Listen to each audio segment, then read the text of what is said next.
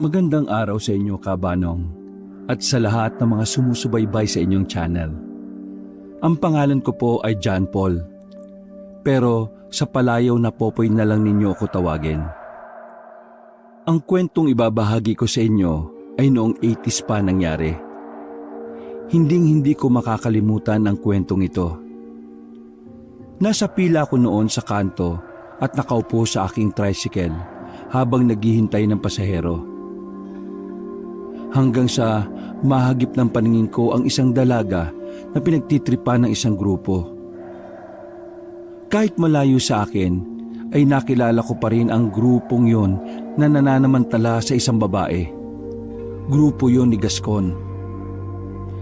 Dahil sa inaharas na nila ang babae, ay nagpasya na akong lumapit sa kanila. Hindi na tama ang kanilang ginagawa. May ilang tao namang nakatingin sa ginagawa nila pero takot ang mga itong mangialam. Bali-balita kasi sa lugar namin ang kalupitan ng grupong ito. Maraming takot sa kanila kaya pinili na lang ng mga taong manahimik at umiwas sa grupo nila para hindi masangkot sa gulo. Lumalakas din kasi ang mga loob nilang gawin ng bagay-bagay na hindi makatarungan dahil sa mga protektor di umano nilang mga opisyal sa aming lugar. Ang sabi-sabi kasi, bukod sa mga sindikato sila, ay may mga lahi pang aswang. Kaya hindi sila natatakot gumawa ng katarantaduhan sa bayan. Dahil bago lang ako sa lugar, hindi ko naman gaano kilala ang grupo nila. Pero alam ko na Gascon ang pangalan ng lalaking leader nila. Sinabi kasi yun ni nanay na kung sakaling makakasalubong ko raw ang grupo ni Gascon, ay umiwas na lang ako para malayo ako sa gulo. Galing po kasi ako sa Maynila noon, Kabanong, at doon na rin lumaki. Umuwi lang ako sa probinsya ng nanay ko para samahan na siya. Hiwalay na po kasi sila ng tatay ko pero may bago na pong pamilya ang nanay ko. Lasinggero at adik po si Itay. Labas-masok din sa kulungan kaya kinuha na ako ng nanay ko sa poder niya dahil natatakot siya. Ginugulo po kasi sila ng tatay ko. Bale, mag-iisang buwan pa lang ako sa lugar ng nanay ko noon. Kaya wala pa akong ganong alam, Kabanong. Naninimbang pa ako sa mga chismis na kumakalat. Ang tricycle na ginagamit ko sa pamamasada ay pagmamay-ari ng bagong kinakasama ni nanay. Ipinagamit po niya sa akin dahil mas gusto naman niyang magtrabaho sa bukid. Nagbibigay na lang ako ng kahit magkano sa kanya para sa boundary. Mabait naman po siya, Kabanong, kaya hindi na niya binigyan ng presyo ang boundary. Natuwa ako sa bagong asawa ng nanay ko dahil hindi siya kagaya ni Itay. Mabait talaga siya at maasikaso, kaya nakapalagayan ko kagad ng loob. Noong nalaman niyang uuwi ako, ay ipinaayos niya ang kwarto na gagamitin ko. Dahil nga lumapit na ako kina Gaston, naramdaman na niya ang aking presensya. Mawalang galang na po, mga kaibigan. Parang hindi naman yata tama ang ginagawa niyo sa kanya. Tingnan niyo, tirik ang araw. Kitang-kita ko kung paano niyo bastusin yung babaeng yan eh. Nakita kong tumigil sila sa ginagawa sa dalaga at umalma sa akin. Kaya napaatras ako ng bahagya. Kita ko kasi sa mga mukha nila na parang naasar sila sa paglapit ko. Kaya doon na nagsalita si Gascon. Ang lakas naman ng loob mo para abalahin kami, bata. Hindi mo ba kami nakikilala? Kilala ko po kayo. Di ba kayo yung kinakatakutan sa lugar na ito? Pero sana po, respetuhin niyo naman po yung mga kababaihan. Alam mo palang kami ang kinatatakutan dito eh. Pero, bakit ka ba nangihimasok? Ayaw ko po naman po ng gulo sa totoo lang. Gusto ko lang po sanang kung may problema man kayo sa babaeng yan, mas magandang mapag-usapan na lang ninyo sa tamang lugar at sa maayos na paraan. Inuutusan mo ba kami sa dapat namin gawin, ha? Di ba Ikaw yung anak ni Mercy na taga Maynila eh. Kabago-bago mo lang dito sa lugar namin eh. Marunong ka ng mangutos. Alam mo, Totoy, baka hindi kita matansya eh, samain ka sa akin eh. Malis ka na nga dito. Ini-istorbo mo lang ginagawa ko eh. Hindi po. Ang ibig ko kasing sabihin eh... Hoy, Manila boy! Iba ang batas dito sa lugar namin at iba rin doon sa pinanggalingan mo. Kung doon, sila ang batas. Dito, ako ang batas. Hanggat nasa katinoan pa ako ha, mas mabuti bang umalis ka na? Pinapaalis na rin ako ng mga kasama niya. Baka kung ano pa daw kasi ang mangyari sa akin. Kaya pinili ko na lang na huwag mangialam. Pero naawa talaga ako sa babae, Kabanong. Kasi inaakbayan ni Gascon at saka pinipilit na halikan. Tapos todo suporta naman ang kagrupo niya. Habang yung babae ay umiiyak na. Hindi ko naman gusto na Hindi ko pa nga natapos ang sasabihin ko, Kabanong, nang tumama sa pangako ang kamao ni Gascon. Dahilan para bumagsak ako sa lupa. Narinig ko naman ang gulat na sigaw ng babae. Hayop ka, Gascon! Ano ginawa mo? Hayop ka! Tulong! Tulungan mo kami! Tulong! Tulungan niyo kami! Pinilit kong itayo ang sarili ko mula sa pagkakatumbang yon. Pagkatapos ay pinahid ang dugo mula sa gilid ng labi ko. Ang lakas ng suntok ni Gascon. Pumutok agad ang gilid ng labi ko. Hindi sana to mangyayari kung nakanig ka lang eh. Pinapainit mo ulo ko eh, buwisit ka. Nagsilapitan na noon ng mga tao at saka nagtumpok-tumpok paikot sa amin. Aakalain mong may sabong na nagaganap. Sumisigaw ang mga tao. Inuudyokan nila kami na mag-away. Nakita ko ang mga mata ni Gascon na nanlilisik na. Habang malapad ang kanyang pagngiti, parang gusto niyang manakit. Nasusulsulan siya ng mga tao. Gusto niya akong bugbugin. Sandali lang. Sobra ka naman. Wala naman akong pake namang gulo sa inyo eh. Pero sinuntok mo kaagad ako. May ilan akong kasamahan na tricycle driver ang hinatak na ako palayo. Binubulungan na ako ng isa na wag na akong sumagot kay Gascon at baka hindi lang daw yon ang mata mo ko. Antibay mo rin bata ah. Halos inubos ko na yung puwersa ko sa suntok ko na yon pero nakuha mo pang tumayo. Sige, total nakialam ka na eh. E di, ituloy na natin to. Gusto ko magpapawis kayo eh. Tama na, Gascon. Puro na lang kayo panggugulo sa lugar natin. Kung hindi niyo nakukuha ang mga gusto niyo, pinapatay niyo ang mga tao dito. Biglang itinoon ni Gascon ang tingin sa babae. Galit na galit siya sa sinabi nito. Anong sinabi mo? Ulitin mo nga! Pinapatay? Ha? Bakit? May ebidensya ka bang pinapatay ko ang mga taga rito? Ha? Wala akong imik noon habang nakatayo at binabalansi ang katawan mula sa suntok ni Gascon nang makita kong sinampal niya ng malakas ang babae. Tumigil lang si Gascon sa ginagawang pananakit sa babae na magsalita ang isang kasama niya. Ang sabi nito ay marami na raw tao at baka makakasira ito sa ninong niyang mayor. Binalingan ako uli ni Gascon. Sa'yo ang araw na ito, bata. Sige, palalampasin ko muna itong pang-iistorbo mo sa amin. Pero oras na magkita ulit tayo at gawin mo ulit ito. Sinisiguro kong hindi na kamao ko ang tatama dyan. Kung di, kalibre 45 na. Tiningnan ko lang silang umalis, Kabanong. Ang sakit pa rin kasi ng pangako. Nagsipulasan na rin ang mga tao pabalik sa kanilang mga ginagawa. Naiwan akong kasama ang iilan sa mga kasamahan ko na driver at ang dalagang si Elise ang pangalan. Salamat ah. Salamat sa pagtulong mo, Manong. Manong ka dyan. 28 pa lang ako, no? Saka kung sakaling maglalakad ka Tsakin mo nga may kasama ka para hindi ka nababastos. Nakayukong nagpapaliwanag si Elise dahil parang nahihiya siya sa nangyari. Sinabi niyang bibili lang naman siya ng ulam nang harangin ni Gascon. Itinuro niya ang elementary school na malapit sa amin. Sinabi niyang doon siya nagtuturo. Teacher ka? Hindi ba halata sa suot ko? Ayan o, uniform namin tong suot ko.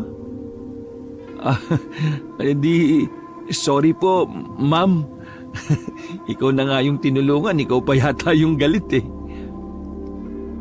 Tatalikod na sana ako noon sa kanya nang tawagin niya ako. Manong, sorry Wala po yun. Sige po ma'am, tuloy na ako. Sandali. Ito naman, nagtampo ka agad. Naramdaman ko ang pagsunod niya sa akin. Hanggang sa nakabalik ako sa tricycle ko, ay nakasunod pa rin siya. Oh ma'am, bakit po?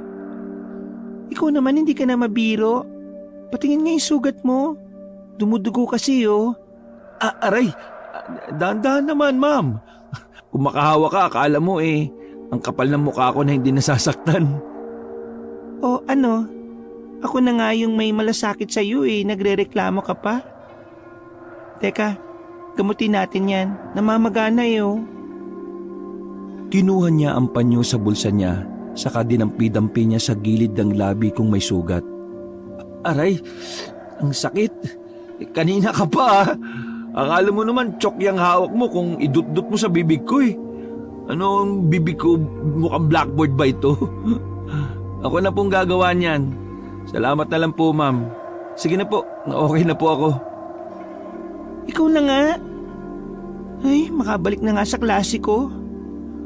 Alam mo ikaw, tatanda kang dalaga sa ugali mo. Di ko malaman kung supladang may malasakit ka o masungit na may utang na loob Masungit ka rin naman, no? O sige na, sorry na. Saka, salamat sa pagtulong mo sa akin, Ayan naman pala Marunong ka rin naman pala magpasalamat ng maayos at malambing Mga hayop talaga yung grupo na yun ni Gascon Sobrang nang ginagawa nila sa mga taga rito. Ano pala yung ginagawa ng mga kapulisan dito sa tuwing gumagawa ng masama yung grupo niya? Sinabi ni Elise na yun daw ang isang problema sa batas nila sa lugar. Kasi hawak daw nila yon.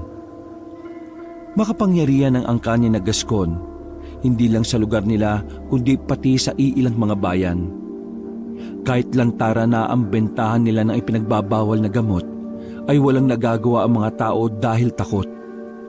At hindi lang yon, malakas ang loob nila dahil sa protektor nilang aswang. Na kapag daw nagalit ay nanlalapa ng mga tao. Ano? Aswang? Pambira ka naman, ma'am. Kaayos-ayos ng usapan natin tapos bigla ka namang magjo-joke. Tama nga sila na baguhan ka lang dito. Hindi mo nga alam na may lahing aswang ang pamilya nila. Bahagya akong kinilabutan ka, Banong. Nagsitayuan ng mga balahibo ko. Hindi agad ako nakapagsalita. Totoo? Oo, totoong totoo. O sige na, babalik na ako sa klase ko. Mag-aalauna na Salamat Naiwan akong nakatulala ka, Banong. Hindi pa rin kasi maalis sa isip ko ang sinabi ng teacher na yon. Nagtatanong-tanong ako sa mga kapwa driver ko. Pero iisa lang ang sinasagot nila. Totoo daw ang sinasabi ng gurong yon sa akin. Pagkatapos ko mamasada, ay dumaan muna ako sa bayan para bumili ng bigas at ulam namin para panghapunan. Ipinarada ko muna ang tricycle ko sa harap ng palengke. Bumili na rin ako ng 5 kilong bigas para makaambag na rin sa bahay. Pero hindi pa nga ako tuluyang nakakalabas ng palengke nang mabangga ko ang isang babae. Ay, sorry miss. Ikaw pala ma'am. Pasensya na hindi kasi ako nakatingin Ayos lang. Ano bang binili mo parang marami-ramihan Ah, 1 kilong manok lang to at 5 kilong bigas. At teka, saan ang punta mo? Uwi ka na rin ba? Pauwi na rin ako pero may bibilin lang ako dyan. Kung gusto nyo sumabay ka na sa akin. Kung yan walang susundo sa'yo. Wala naman akong sundo. Pero huwag ka na magkabala pa, no? Marami namang namamasada pa dyan Hindi, isasabay na kita. Sige na, bumili ka na doon at hihintayin kita dito, ma'am. Hindi na nakapagdahilan noon si ma'am sa akin. Agad din naman siyang bumalik sa akin noong matapos niyang bilhin ang gusto niyang bilhin. Hindi ko akalain na magkalapit lang pala ang bahay niya sa bahay namin. Katunayan nga ay kilala daw niya pala ang nanay ko. Habang nagmamaneho kasi ako ay panay-kwentuhan namin kabanong. Kababa ko sa kanya ay saka pa lang siya nagpakilala. Elise ang pangalan ko para hindi naman ang tawag mo sa akin. Mukhang makikita pa tayo next time. Mahirap naman na nag-uusap tayo pero hindi natin kilala ang pangalan ng isa't isa.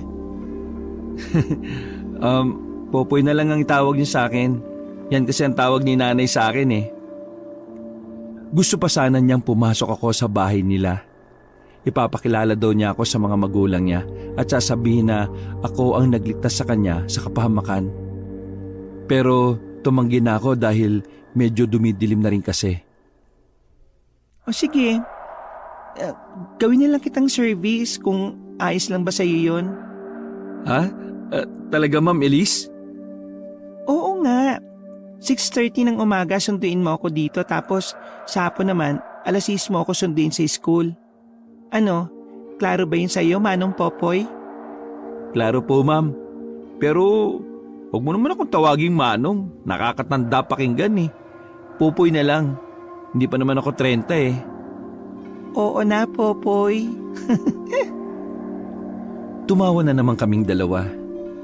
Pakiramdam ko nga ay matagal na kami magkakilala dahil sa tawanang yon. Madaldal rin pala siya sa totoo lang. Nagpaalam na rin ako sa kanya dahil lulutuin ko pa ang dala kong manok. Kinabukasan, kagaya ng sinabi ni Ma'am Elise, ay sinundo ko siya sa bahay nila. Sakto naman pagdating ko sa kanila nasa labas na siya ng bakod nila at naghihintay na sa akin. Tapos, sumakay din naman siya kaagad. Mga ilang minuto lang ay narating din naman kaagad namin na mabilis ang eskwelahan. Salamat, Popoy, ha? Bumaba siya at saka ngumiti sa akin. Inabot naman niya kaagad ang bayad niya sa akin. Ma'am, sobra to. Sige na. Tanggapin mo na, Wala kasi akong barya kaya tanggapin mo na yan. Salamat din dito, Ma'am Elisa. Sakto naman na nag-iipon ako Bala ko kasi bumili ng sarili kong tricycle Mabuti yan at nang mapabilis ang pag-iipon mo. Medyo maaga pa naman. Halika, magkape muna tayo, sagot ko. Ha?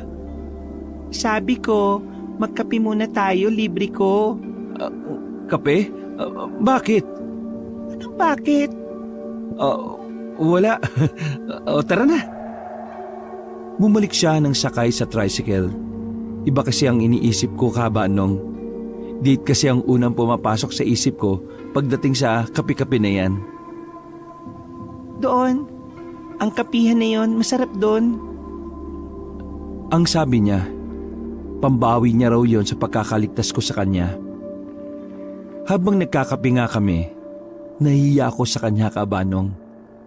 Hindi ko alam pero tanggal talaga yung angas ko kay Ma'am Elise. Palangiti siya at maganda siya doon tingnan. Namumula lang ako kasi panay tingin siya sa akin Panaka-naka ako napapatitig sa kanya kaya di ko na malaya ng oras. Oh, kailangan mo na akong ihatid, Popoy. Baka maliit pa ako sa klase. Ngumiti naman siya at saka tumayo. Ubus na rin naman yung kape niya. Nilago ko naman yung kaunting natira sa tasa ko. Pagkatapos kong ihatid siya, ay nagdesisyon na muna akong bumalik sa bahay. Laging ganoon ang setup namin ni Ma'am Elise. Hindi na nga namin namamalayan na naging sobrang komportable na kami sa isa't isa. Minsan, kahit Sabado ay may pagkakataon na magkasama kami. Tuwing Linggo naman ay nagsisimba kaming dalawa. Minsan nga kaabahan nung ay gustong-gusto ko na siyang tanungin kung ano ba talaga kami. Kaso, sa tuwing kaharap ko siya ay umuurong ang aking dila. Nasa direksyon na ako noong pauwi sa amin nang sumakit ang pantog ko. Kaya tumigil muna ako sa walang kabahayan at saka doon pumwesto. Nang makatapos ay isang lalaki naman ang nakita ko na lumabas sa isang bakanting lote. Nakatinginan kaming dalawa. Tinanguan niya lang ako at saka dumiretso ng lakad paalis sa lugar. Ako naman ay bumalik na rin sa tricycle. Sino kaya yun? Kilala ko ba yun?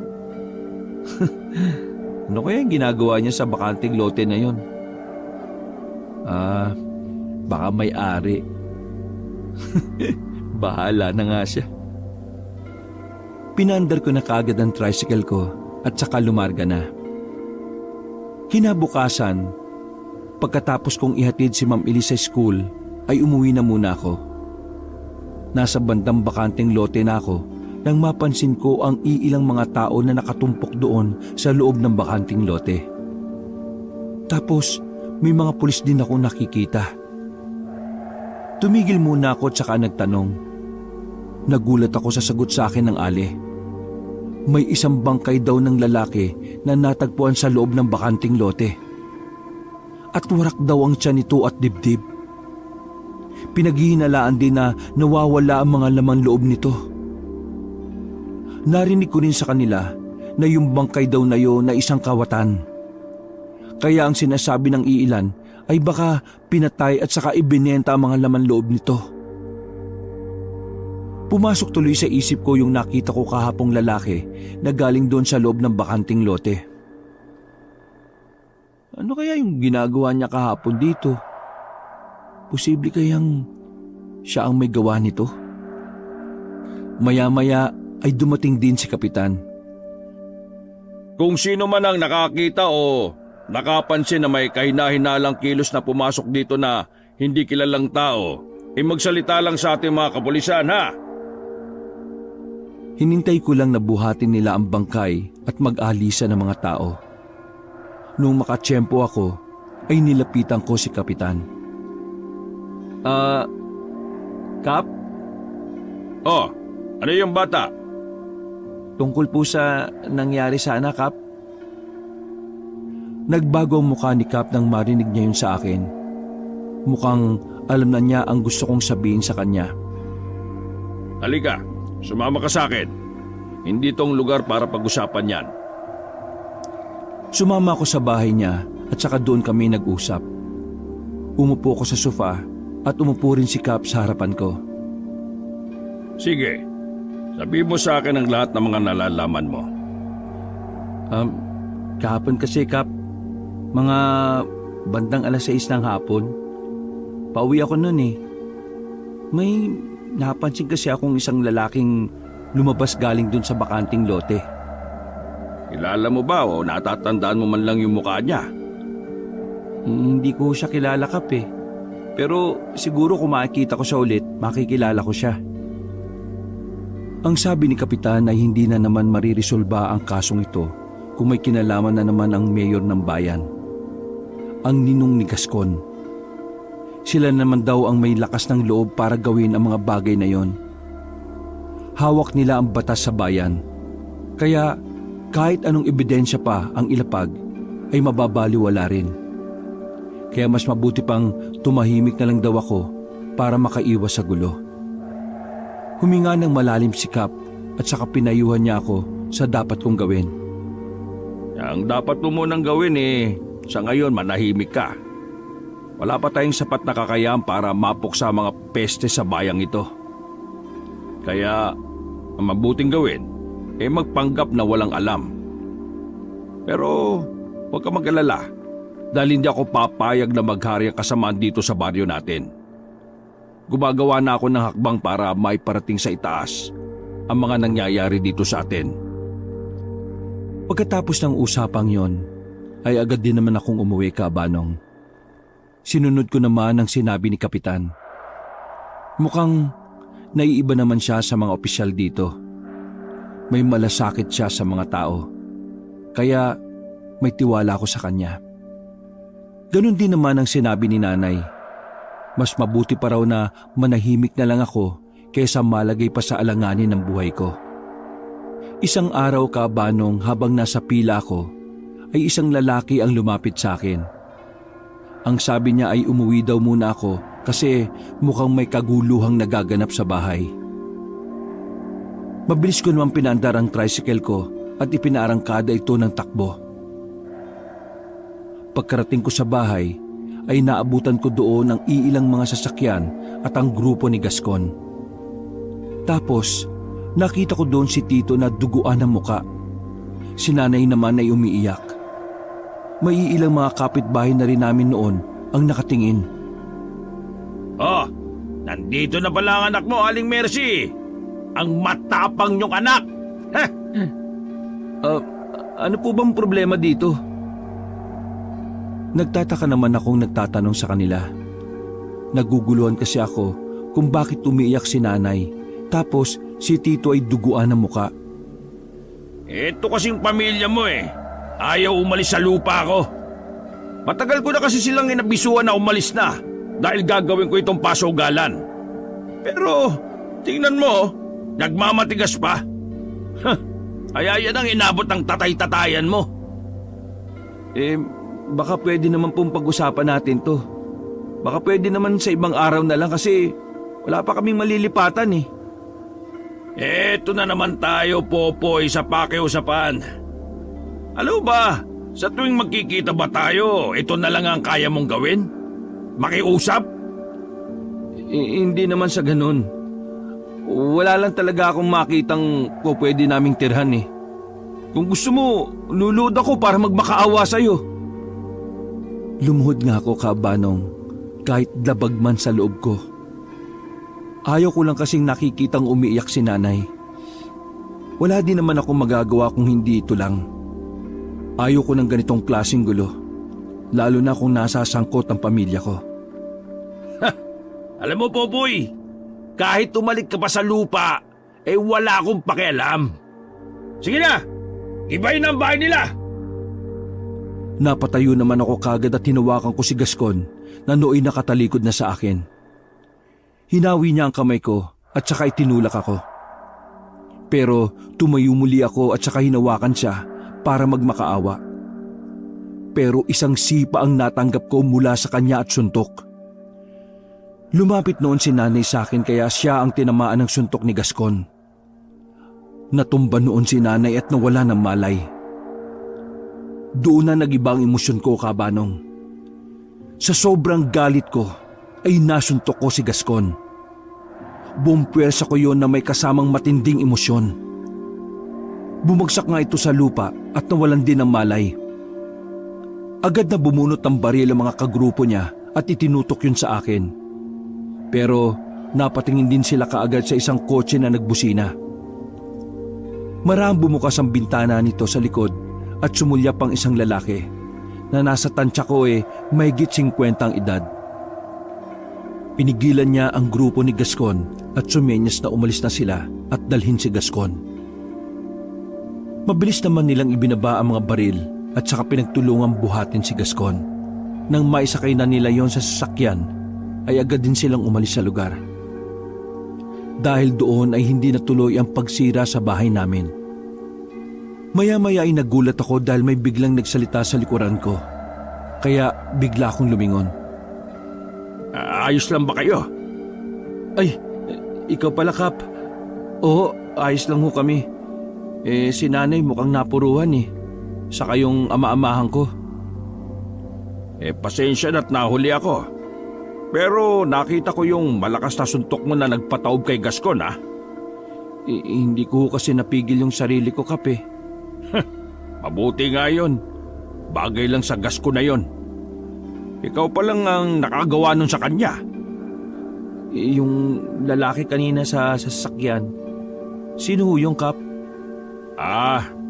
Si Jonas yun. Ang pinakamataas sa angkan nila. Mas nakakatakot yun. Bali-balita din na aswang yun. Pero wala pa namang patunay. Makalipas ang 2 araw, Kabanong, habang tulog kami nang mabulabog kami sa isang ingay na galing sa kusina namin. Pambihira naman, oh. Sino ba yun? Anong oras na ang ingay-ingay pa? Maricel, ikaw ba yan? Inakala ko noon na yung anak ni nanay yun na si Maricel. Madalas kasi itong gumigising ng hating gabi para kumain. Hindi naman siya sumagot kaya hinayaan ko na lang. Maya-maya pa ay narinig ko na lang ang malakas na sigaw ni nanay. Kaya napabalik ko sa ko ng bangon sabay labas sa kwarto ko. Nay, ano pong nangyari? Nakita ko ang bubong namin sa kusina. Wasak na ito. May nakita kaming malaking ibon na pumasok dito sa bahay natin. Lumabas din naman ito kaagad nung nagsindi ako ng ilaw. Ang tito mo naman, lumabas para habulin ng ibon na yon. Ganun po ba? Susundan ko po si Tito. Diyan lang po kayo. Pabalik na si Tito nang lumabas ako ng bahay. Kaya tinanong ko na lang siya. Nasaan na? Nakita niyo po ba yung ibon, Tito? Ang sagot niya ay nakita niya raw pero mabilis na nakalayo. Inilarawan pa niya ito kung gaano kalaki. Kakaibang ibon daw yun na nakita niya sa tanang buhay niya. Bumalik kami sa loob at saka inayos ang nasirang bubong. Pagkatapos noon ay tinawag ako ni nanay. Nay, bakit po? Eto, Popoy anak. Isang kwintas na may kulay pulang bato na palawit. Sinulid lang ang inilagay ko dito para talian kasi wala talaga itong panali. Pero matibay na sinulid na yan. Tanggapin mo ito dahil ang kwintas na ito ay isang anting-anting na mula pa sa ninuno natin. Ako ang huling pinasahan nito. Pero sa tingin ko hindi ito para sa akin. Ano pong ibig niyong sabihin, Nay? Na para sa akin ang kwintas na ito?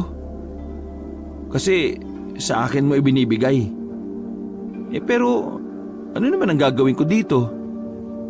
Lumalala na ang sitwasyon sa baryo natin.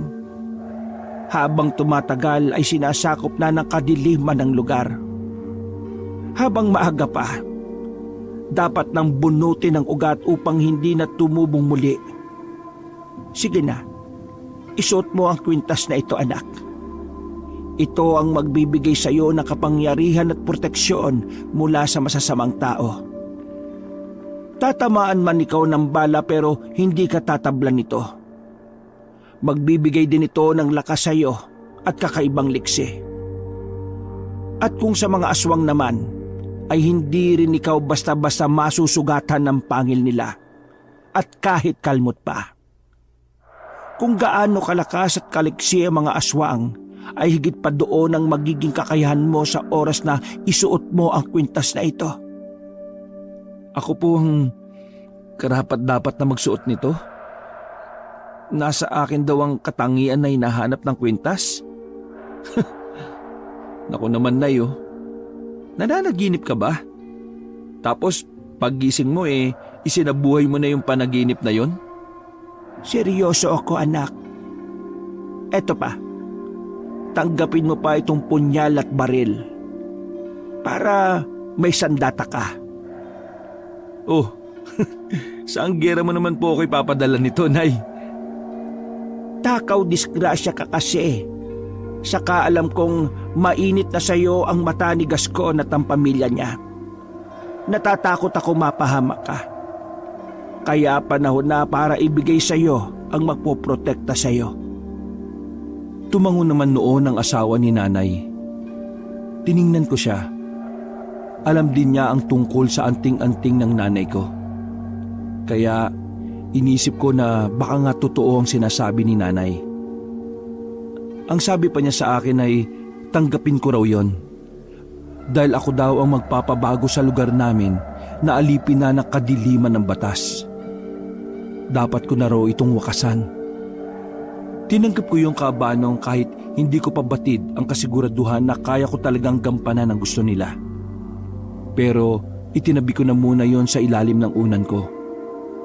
Wala pa akong balak na suotin yon dahil hindi pa ako handa. Kinabukasan ay ganun pa rin ang sistema ko. Dinaanan ko si Elise tapos mag-iikot-ikot para maganap ng pasahero sa paligid. Nang hapong yon, susunduin ko na sana si Elise na makasalubong ko ang isang sasakyan. Napatigil ako dahil bigla siyang humarang sa daanan ko.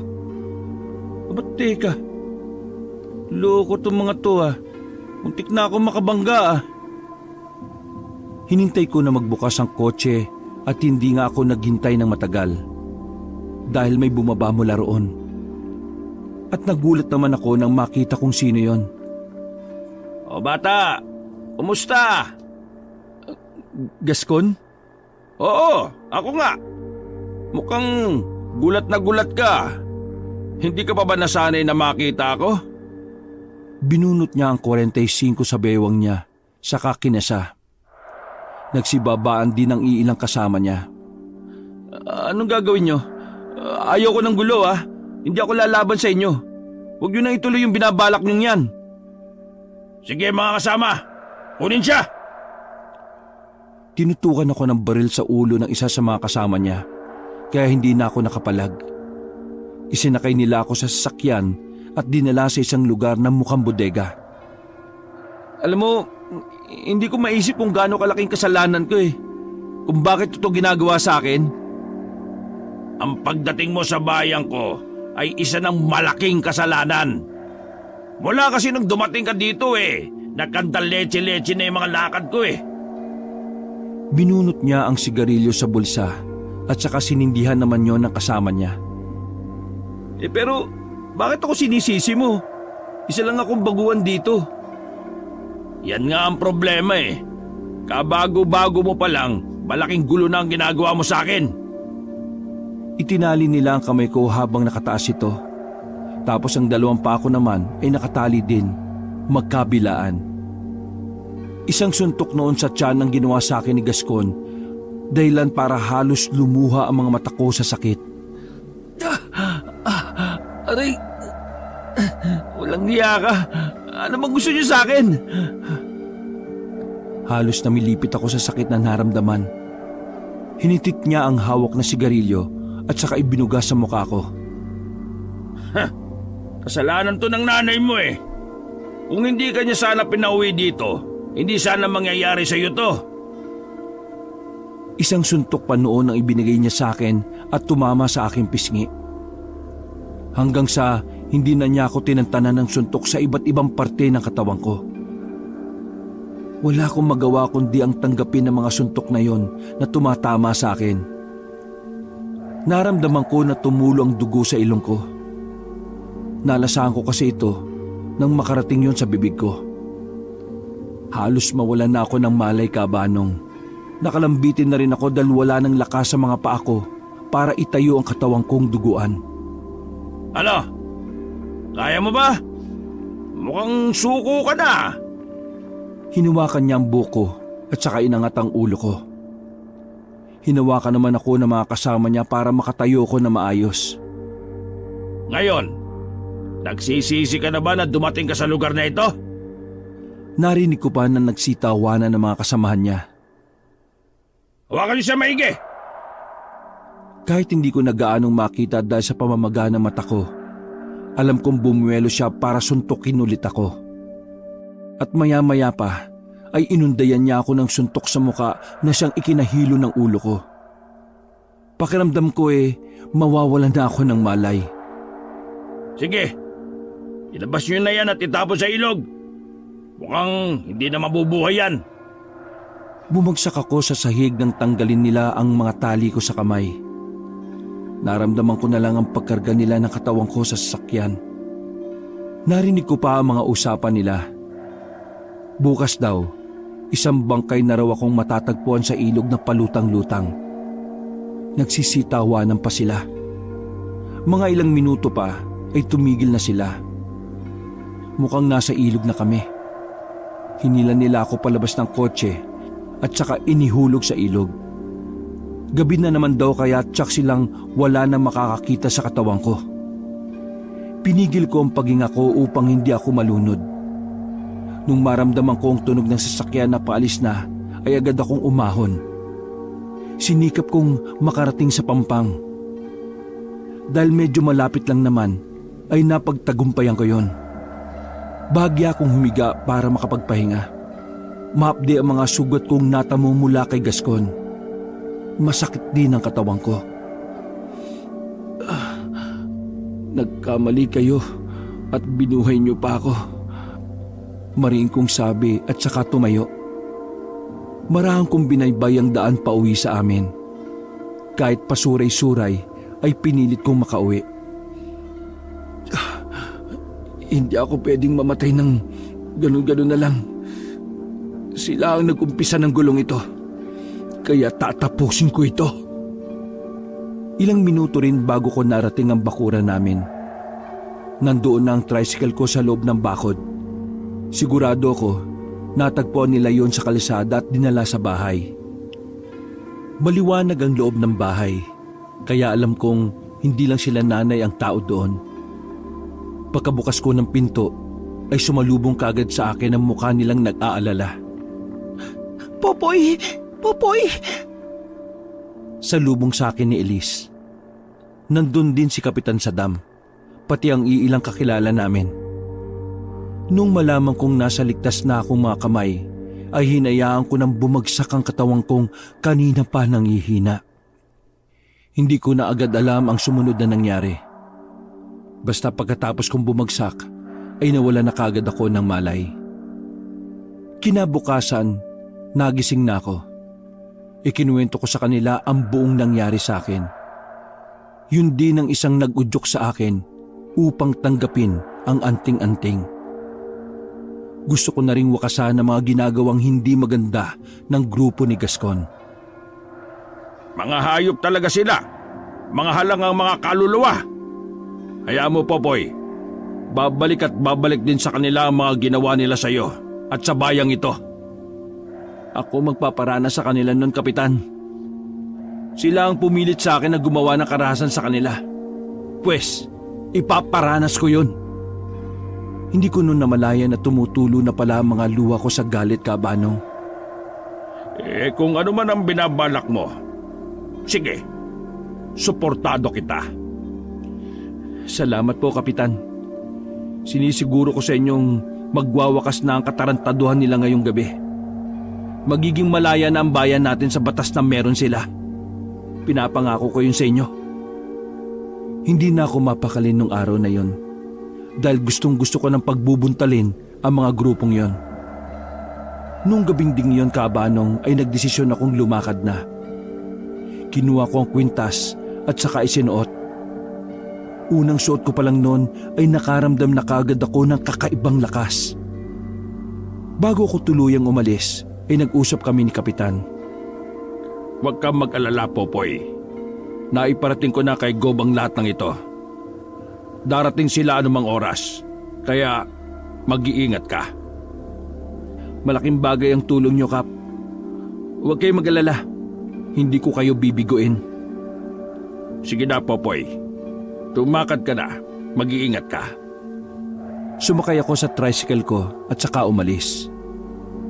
Naroon ang kaba at takot sa dibdib ko.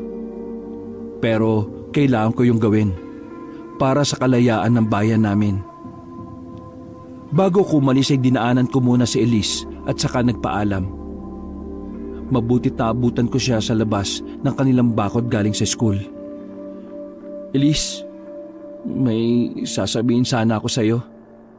Oh, Popoy. Kumusta ka? Bakit nandito ka? Magaling na ba yung pasa at sugat mo? Oo, maayos na ako. Gusto ko lang sanang magpaalam eh. Baka hindi na muna kita mahatid sundo. Bakit?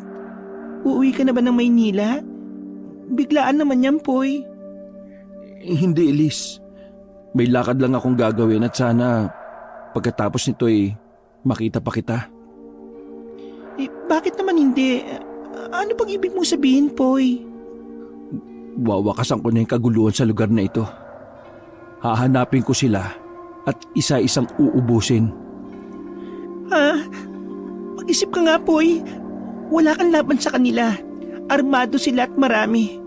Tapos, yung nag-handle sa kanila, pinaniniwala ang aswang pa. Anong laban mo doon? Itinaas ko ang damit ko upang ipakita sa kanya ang dala kong baril at punyal. Ito ang panlabang ko at itong kwintas. Sila ang magiging kakampi ko ngayong gabi. Kaya huwag kang mag-alala.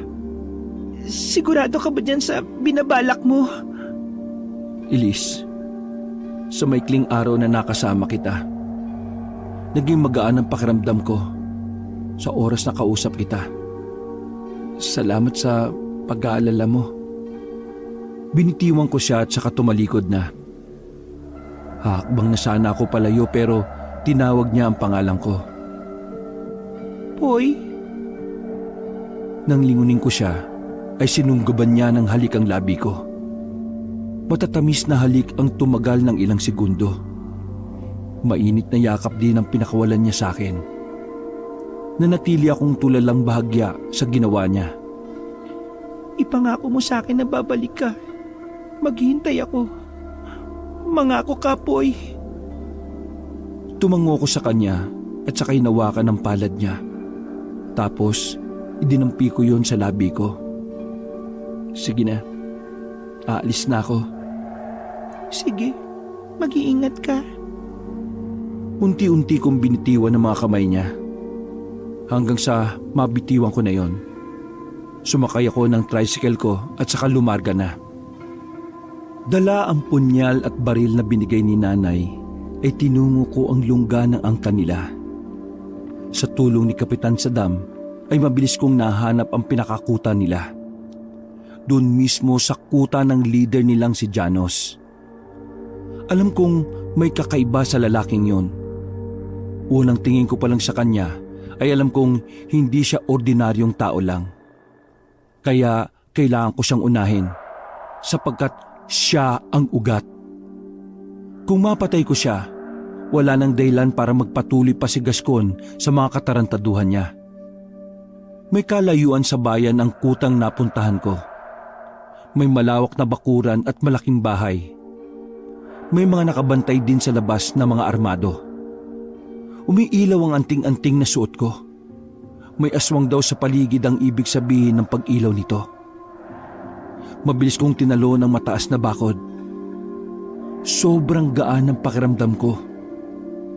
Bababa na sana ako nang makita ako ng isang bantay.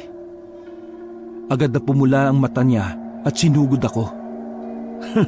Aswang ka palang pastilang ka, ha? Itong sayo! Sinuntok ko siya at saka binalibag sa sahig. Agad namang siyang nawala ng malay. Dahil sa nangyaring yon ay umalingaw-ngaw ang tunog ng baril. Saka ko lang napansin na may bumabaril na pala sa akin. Pero nagulat siya nang makitang hindi ako tinatabla ng bala. O si? Hindi sa akin uubra yan. Agad ko itong sinugod at saka sinaksak ng punyal. Kaagad itong namatay. Dumami na noon ang bumabaril sa akin pero tinatanggap ko lang yon.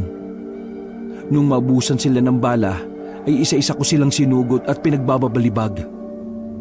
Napasok ko naman agad ang malaking bahay at doon ko naabutan si Jonas sa loob na nakaupo sa upuan at may hawak na alak. Natalo mo mga alagad ko at nagawa mo makapasok sa mansyon ko. Tumayo siya at saka kumuha ng baso. Isinalin niya ang alak doon at saka lumapit sa akin. Ibinigay niya ang basong may lamang alak sa akin. Eto, inumin mo. Mag-celebrate tayo ngayong gabi, bata. Tama. Tama ka. Ipagdiriwang ko ang nalalapit mong kamatayan. Napadako ang tingin niya sa suot kong kwintas. Kung hindi ako nagkakamali, ang suot mong kwintas na yan ang nagbibigay sa iyo ng pambihirang lakas. Ang kwintas na suot ko ay isang uri ng agimat na nagmula pa sa aming mga ninuno. At ito rin ang tatapos sa buhay mo, Jonas. Maaari namang hindi na tayo umabot sa ganoong punto, bata. Umanib ka sa akin at sabay nating pagharian ang mundo. Bumalik siya sa kinauupuan at saka nilagok ang alak na hawak. Hoy, wag mo kong idamay sa kasakiman mo, no? Dahil ngayong gabi, pupuksain ko na ang ugat ng kadiliman na bumabalot sa bayang ito. Hindi nga ako nagkamali sa iyo, bata. Nung unang makita pa lang kita alam ko nang kakaiba ka. Ikaw lang ang bukod tanging nakagawa nun kay Gascon. Napahanga mo ko nung araw na yon. Kung ganon, pareho tayo. Nung una pa lang kitang makita, alam ko rin kakaiba ka. At tama nga ako, napupuno ka ng kasamaan. Inihagis ko sa kanya ang basong may alak at saka binunot ang baril ko, sabay paputok nun sa kanya. Pero nagulat ako kabanong nang bigla siyang naglaho sa kinauupuan niya. Medyo mabagal ka pa, bata. Pero alam kong may ibibilis ka pa. Napalingon naman kagad ako sa kanya. Hindi maaari. Mas mabilis siya sa inaakala ko, kabanong. Ha? Paano ka napunta kagad dyan? Halos di ko man lang namalayan na tumayo ka. Napakabilis mo, ha? Pinapahanga mo ko. Ang kakayahan na ito ay minana ko sa aking ina. Hayaan mo, ituturo ko sa iyo ang paraan na ito sa oras na magkaisa na tayo. Gusto mo ba yon? Hindi bali na, uy. Hindi ko maarok yung kasuklam-suklam na kasamaan mo. Ikaw ang bahala.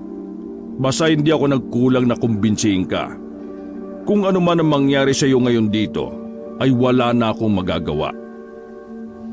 Sa isang iglap, kabanong, ay nasa malapit ko na siya. Sinakal niya ako dahilan para mahulog ang hawak kong baril. Inihagis niya ako ng malakas kaya tumilapon ako sa pader. Marahan niya akong nilapitan. Alam mo bang hindi lang aswang ang lahi ko? Ang tatay ko ay aswang, pero ang nanay ko ay mangkukulam. Kaya nagagawa ko ang mga bagay na ito. Dahan-dahan na nagpalit siya ng muka. Yung lalaking nakita ko sa bakanting lote, yun ang naging muka niya. Ha? Ikaw? Ikaw yung lalaki sa bakanting lote? Tama. Ako nga yon. Ikaw yung pumatay sa lalaking yon? Tama ka uli. Ang sama mo! Pinakatumpak sa sinabi mo. Magnanakaw ang taong yon. Nasasabi ka ang kainin ng mga laman loob niya. Hindi na dapat nabubuhay pa mga tulad niya. Sino ka naman para sabihin yon? Nilalagay niyo sa sarili niyong kamay ang batas? Binunot ko ang punyal ko, kabanong, at saka sinugod siya. Pero mabilis niya yung naiwasan. Kaya sinugod ko muli siya. Hinawakan ko ang anting-anting at bumuelo ng suntok. Natamaan ko siya dahilan ng pagkatumba niya. Pero dali-dali naman siyang tumayo at inatake din ako.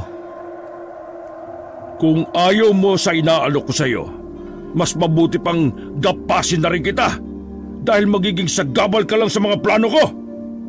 Ang dami mong sinasabi!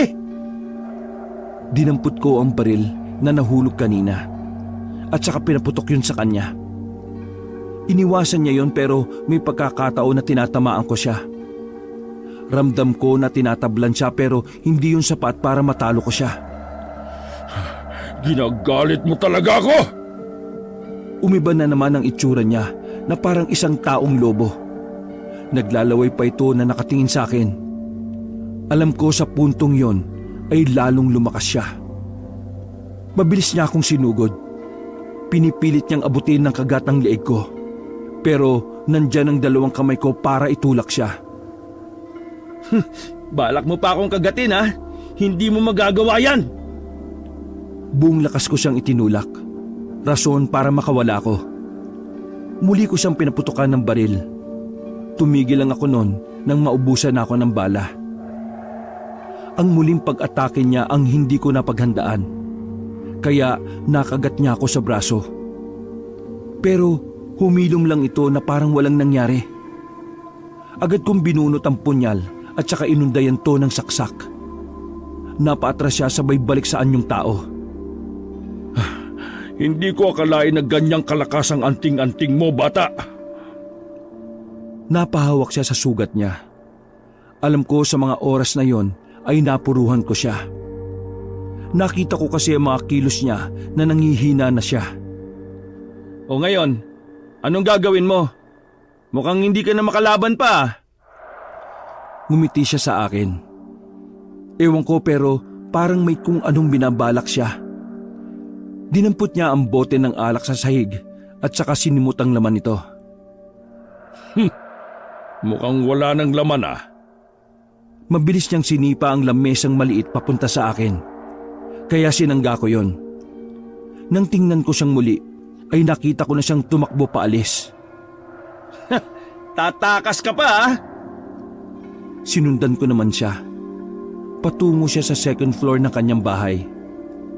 Pagkarating ko doon, ay lumabas siya sa isang pinto doon na may hawak na mahabang baril.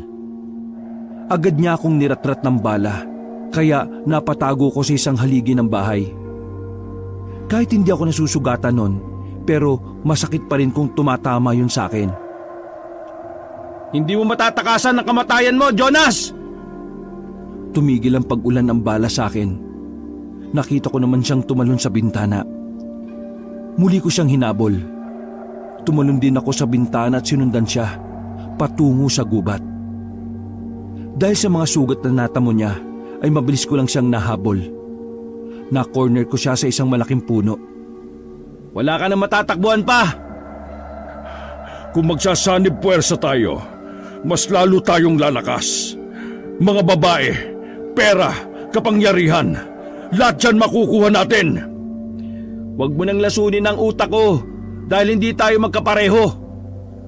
Lumapit ako sa kanya ng marahan at saka ako siya kinwelyuhan. Sige, kahit anong gusto mo ibibigay ko. Hayaan mo lang ako mabuhay. Kani-kanina lang nagyayabang ka pa pero ngayon nagmamakaawa ka na. Itinaas ko ang punyal at handa ng ibaon yon sa leeg niya. Wag! Wag! Tuluyan kong itinarak ang punyal sa leeg nito, Kabanong. Hanggang sa mangisay siya at tuluyang nalagutan ng hininga. Napahingang malalim ako dahil tapos na ang unang misyon ko. Napakadali naman itong matalo. Ngayon, ikaw naman ang isusunod ko, Gascon. Bumalik din ako kagad sa tricycle ko. Tapos, tumungo naman ako kagad sa next target ko.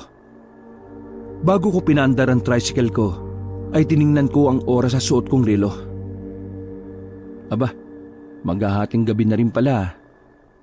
Ayos lang din. Binaybay ko ang daan papunta sa bayan. Agad kong tinungo ang lugar na sinabi ni Kapitan Saddam sa akin. Madalas daw yun ang tambayan ng grupo ni Gascon. Hindi naman ako nabigo dahil mukhang tama si Kapitan Saddam. Sa labas pa lang ako ng lugar ay nakita ko na ang mga tao ni Gascon. May nagiinuman sa labas na 3 kalalakihan. Siguro sila yung bantay. Isang malaking junk shop na yero ang bakod. Maliwanag sa loob kaya alam kong nandun si Gascon. Naririnig ko pa kasi mga tawanan nila mula sa loob. Mukhang nagkakasiyahan pa sila. Nang tumigil ako sa harap ng gate, ay parang naiputan ng ibon ng 3 lalaki at parang naging bato silang hindi makagalaw nang makita ako. Hindi nila yata akalain na buhay pa ako sa kabila ng ginawa nila sa akin. Nanlaki ang mga mata nila at tila nawala ang kanilang pagkalasing. Nauutal pa silang binibigkas ang pangalan ko. Pero bago pa man sila makagawa ng ingay, ay pinagsusuntok ko na sila. Nawalan sila ng malay. Dumiretso naman ako kagad ng pasok sa loob. Hindi pa man ako tuluyang nakakalapit sa mismong bahay, ay nakita ko na sa malaking bintana na mayroong kasiyahan sa loob. May mga nagiinuman at ang pulutan ay ang mga kalapating mababa ang lipad. Pasimple akong pumasok sa loob. At nung mapansin nila ako, ay tumahimik silang lahat. Kahit mga bangag sila sa paghitid ng mga ipinagbabawal na gamot na naroon sa lamesa, ay halos lumuwa ang mga mata nila sa gulat nang makita ako. Ha? Ikaw? Pero paano nangyari yun? Malas mo, Gascon, dahil binuhay mo pa ako. Hindi ba't itinapon ka na ng mga bata ko sa ilog? Paano nabuhay ka pa? Yun ang malaking pagkakamali nyo. Ang inakala nyong patay na ako. Hindi bale. Ang lakas naman ng loob mong sumugod ng mag-isa dito. May kasama ako. Eto oh. Binunot ko ang punyal at saka ipinakita sa kanila. Tumayo noon si Gascon at saka nagsitawanan sila. Anong laban ng maliit mong patalim na yan sa haba ng baril ko? Hindi ka magdidikta noon, Gascon. Binigyan ka na nga ng isang pagkakataon para mabuhay. Sasayangin mo pa. Ngayong gabi, ikaw ang masasawi sa ating dalawa, Gascon. Kasama yung mga alipores mo. Ha! Ang tapang mo, bata ah. Sige, kayo nang bahala dito. Patayin nyo na yan. Sumenya siya sa mga tauhan niya. Siya naman ay umalis dala mga babaeng tila mga linta ako makakapit. Nang akmang bubunot ng baril ang isa sa kanila, ay binato ko kagad ang punyal at tinamaan siya sa kamay. Kaya imbis na mabunot niya ang baril, ay napasigaw na lang siya. Mabilis ko namang sinugod ang iba. Pinagsususunto ko sila isa-isa na mabilis ko naman napatulog. Pagkatapos ay nilapitan ko ang lalaking binato ko ng punyal. Binunot ko ang punyal sa kamay niya. Tangka ko na siyang sasaksakin nang bigla siyang tumakbo papasok sa isang silid habang tinatawag si Gascon. Doon ko nalaman na sa kwartong yon nagtatago ang mayabang na lalaking yon. Sinundan ko siya at diretso rin akong pumasok sa silid. Bago pa makapagsalita ang lalaki ay pinilipit ko na ang kanyang leeg. Kagad siyang bumagsak sa sahig ng bitiwan ko. Naabutan ko namang nakapatong pa ang isang babae sa ibabaw ni Gascon. Samantala, ang iba naman ay minamasahe siya. Gulat na gulat si Gascon nang makita ko lalo na sa ginawa ko sa tauhan niya. Nagsigawan naman ang mga babae saka nagsitakbo palabas ng silid. O paano? Ikaw naman ang susunod ko. Anong ginawa mo sa mga tauhan ko? Mukhang natalo mo na sila dahil nakarating ka na dito eh. Paano mo sila natalo? Higit 10 sila at malalaki pa ang mga katawan. Mukha lang naman silang langgam eh.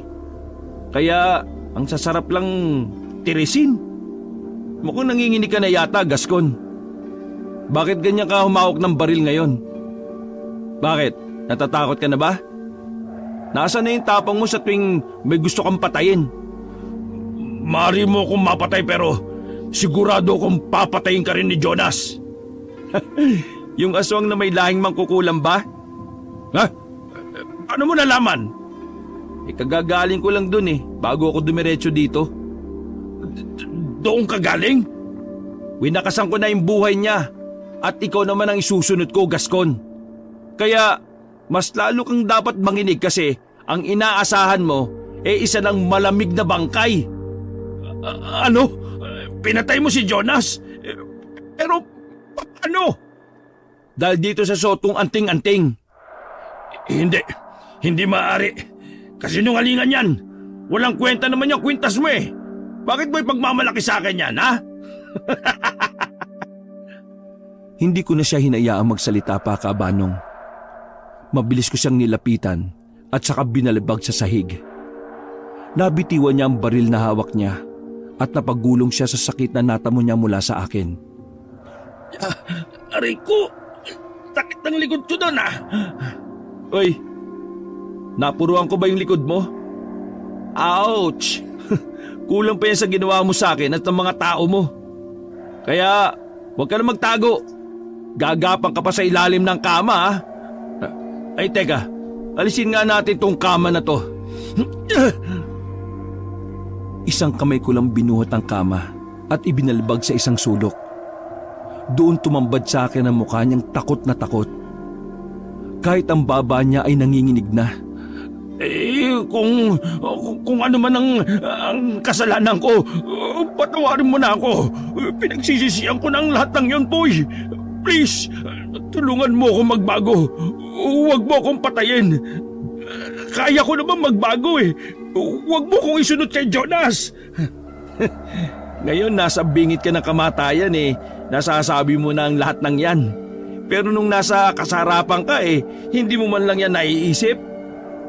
Niyakap niya ang binti ko at halos hagkan pa ang paa ko sa pagmamakaawa.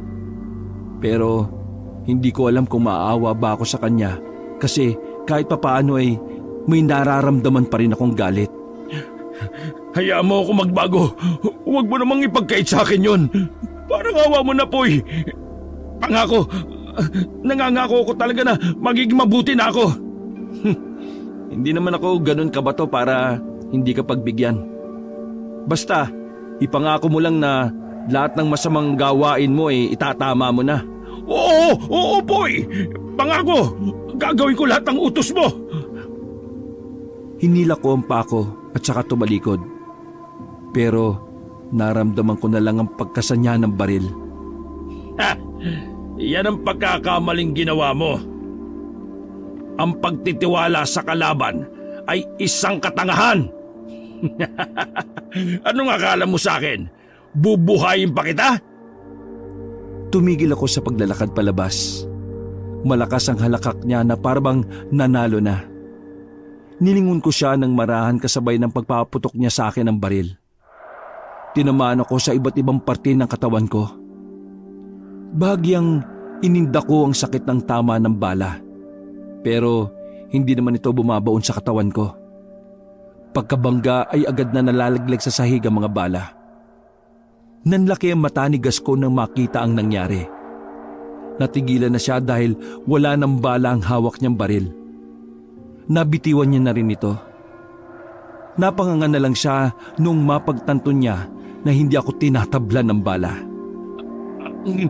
Bong akala mo maisan mo ako? Pwes nagkakamali ka. Oh, ba't ka napatigil? May problema ba? Wala ng bala?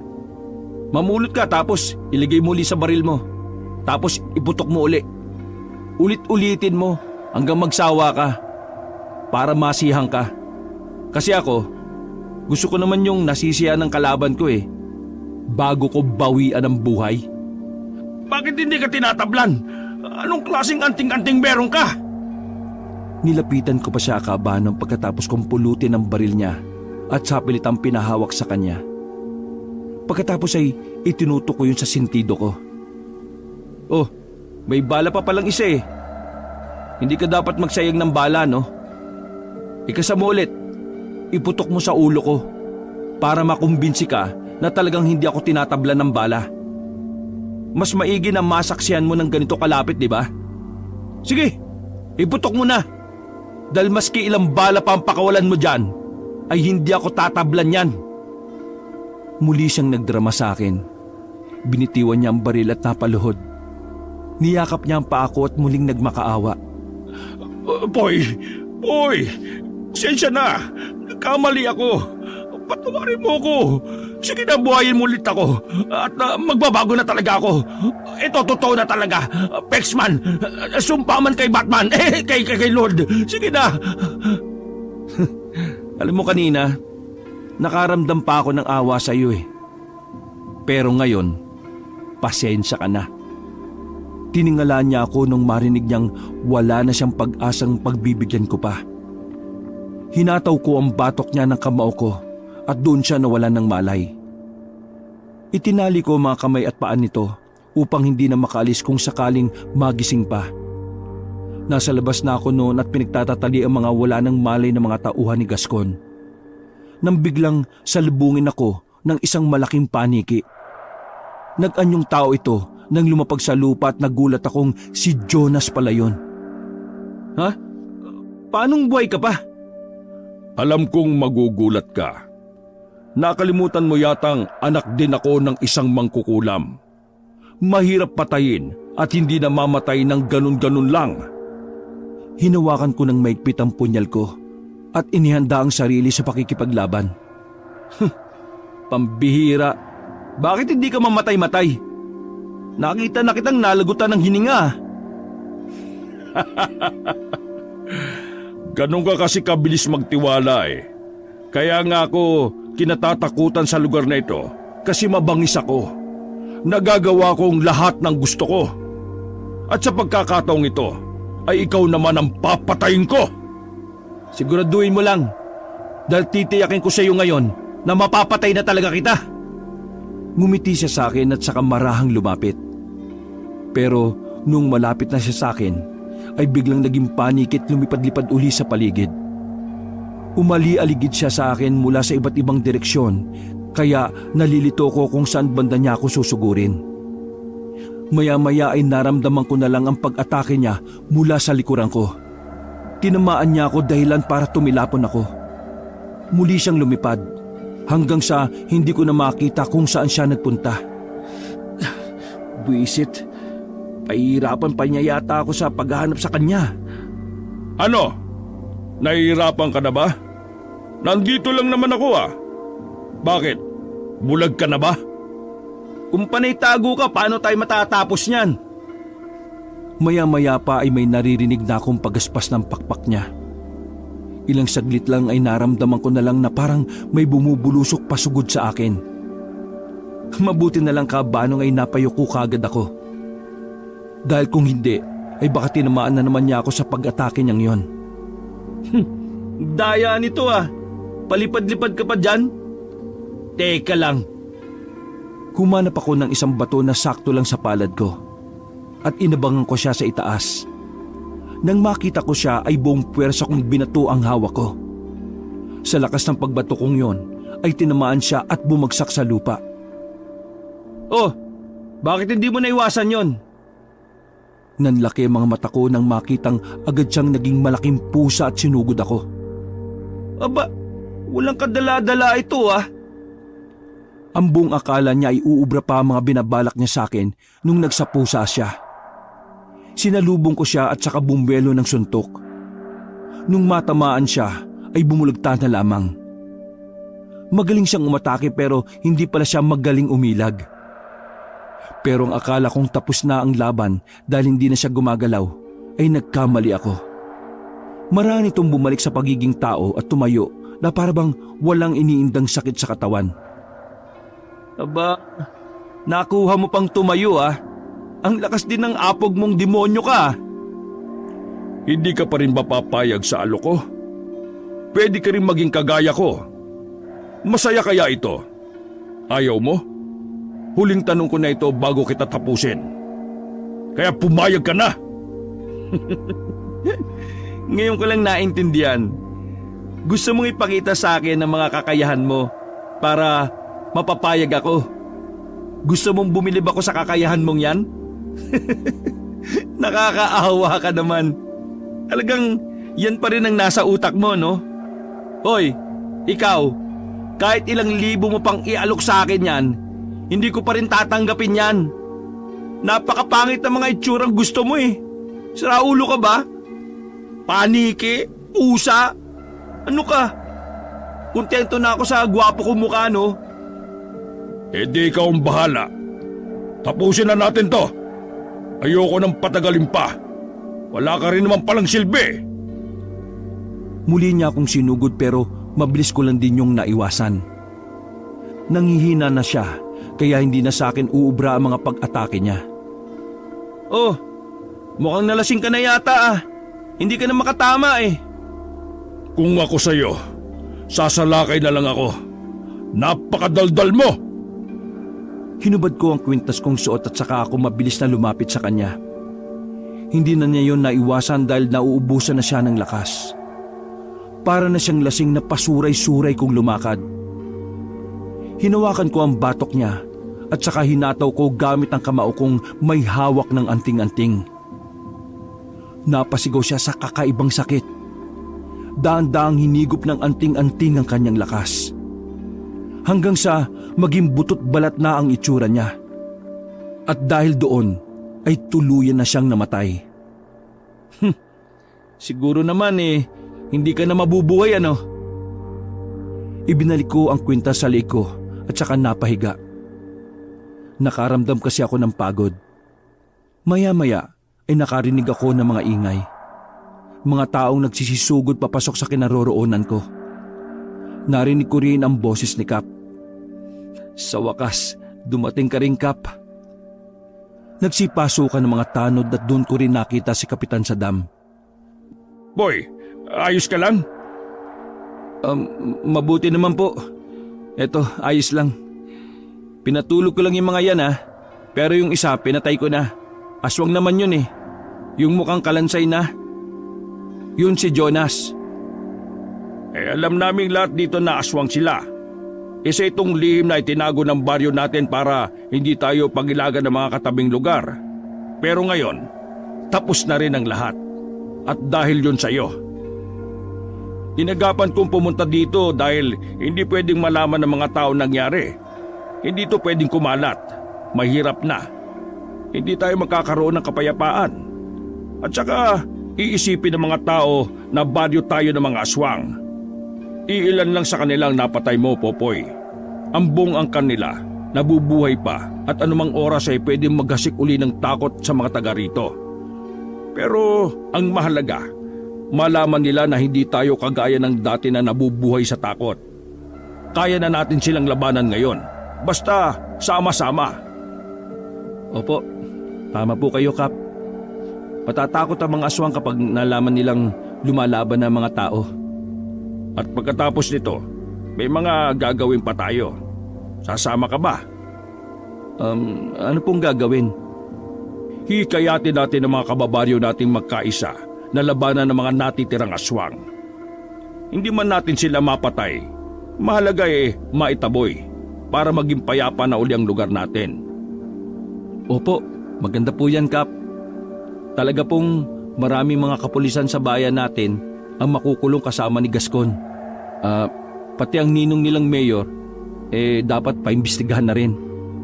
Mababahag ang pangil ng mga aswang na yon kapag nalaman nilang handa na tayong labanan sila. Baka nga agad-agad silang magsial sa balutan O sige, alam na namin ang gagawin dito. Mabuti pa umuwi ka na. Hindi dapat malaman ng mga tao na ikaw ang gumawa ng lahat ng ito. Hindi pwedeng kumalat. Hindi pwedeng makarating sa angka ni Jonas na ikaw ang gumawa ng lahat. Tuso sila. Tsak na babalikan nila ang pamilya mo kapag nalamang ikaw ang gumawa nito. Kaya sa ngayon, mas mabuting tumahimik ka muna, ha?